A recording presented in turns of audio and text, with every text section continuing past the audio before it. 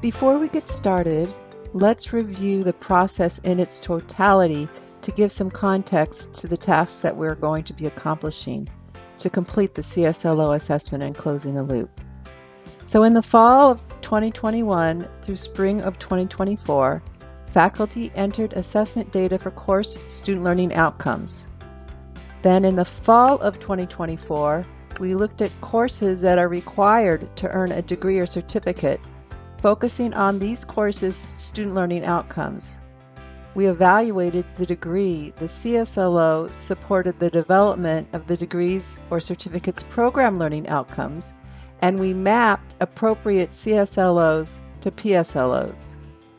This mapping now allows us to take the data entered for CSLO assessment and aggregate it or roll it up to serve as a proxy assessment for PSLOs.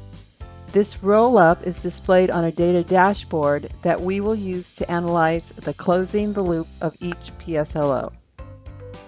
Results and next steps will be identified and recorded in Nuventive Solutions.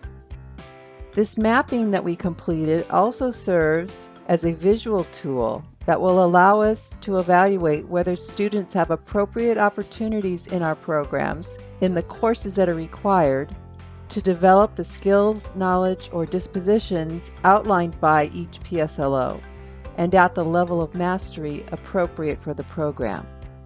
This tutorial will cover both of these steps, starting with the mapping evaluation.